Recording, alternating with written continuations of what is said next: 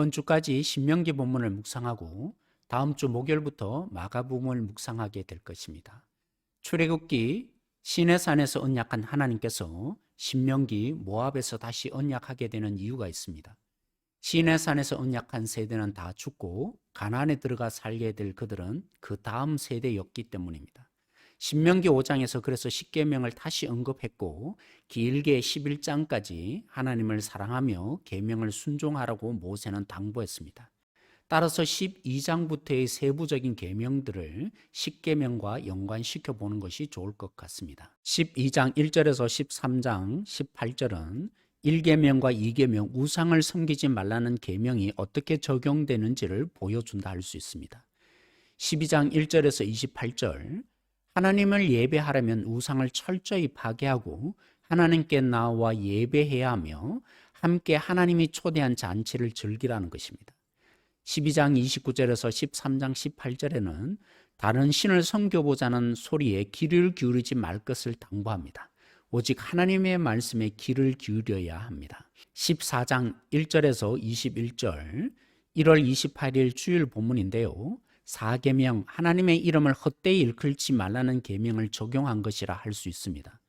과도하게 애도하지 말라는 계명에서 보여주듯이 하나님의 자녀는 죽음보다 생명에 헌신해야 합니다. 정한 짐승과 부정한 짐승의 예를 통해 보여주듯이 하나님의 이름을 헛되이 일컬지 않는 것은 경계선을 지키는 것입니다. 날마다 일상에서 하나님의 이름을 거룩히 드러내야 합니다. 신명기 14장 22절에서 16장 17절인 29일 월요일부터 31일 수요일까지는 절기에 대한 가르침이라 볼 수 있는데요. 3계명 안식일을 거룩히 지키는 것과 관련되어 있다고 볼 수 있습니다. 14장 22절에서 29절은 매년마다 지켜야 할 규례로 11조를 언급합니다. 일상이란 그릇에 거룩한 하나님의 은혜를 담는 것이 11조입니다.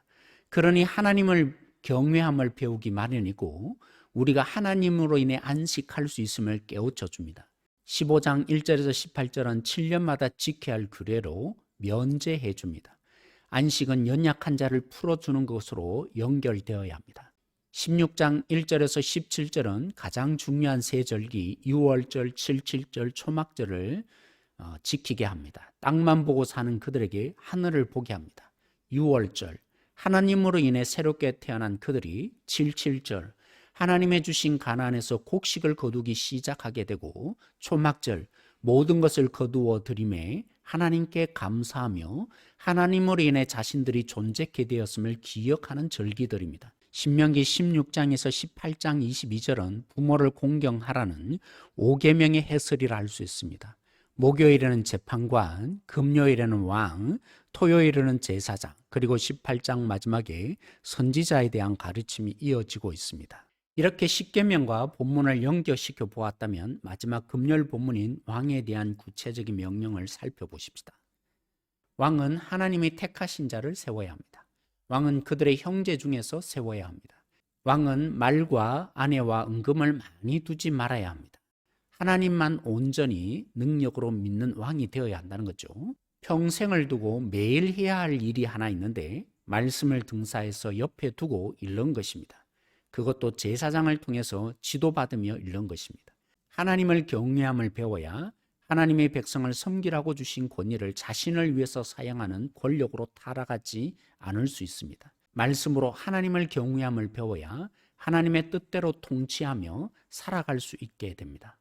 오늘 살펴본 바에 따르면 말씀은 삶의 구석구석까지 실제적인 것입니다. 하나님을 사랑하는 것은 관념이 아닙니다. 믿음은 일상의 삶에 살아 역사합니다. 예수님과 함께 죄에 대해 죽었던 우리, 예수님과 함께 하나님을 위해 살아난 우리가 되었기에 우리는 더욱 삶의 모든 자리에서 하나님의 영광 돌리는 자로 살아갈 수 있는 것입니다. 목요일 본문은 왕에게만 해당되지 않습니다. 하나님의 주신 능력이나 자리는 흘려보내기 위해 주신 것입니다. 그러려면 매일매일 하나님의 말씀으로 하나님의 경외함을 몸에 새기십시다.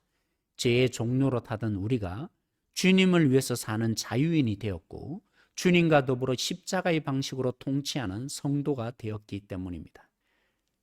주님의 진정한 복덩어리 되어지길 소망합니다. 평안하세요.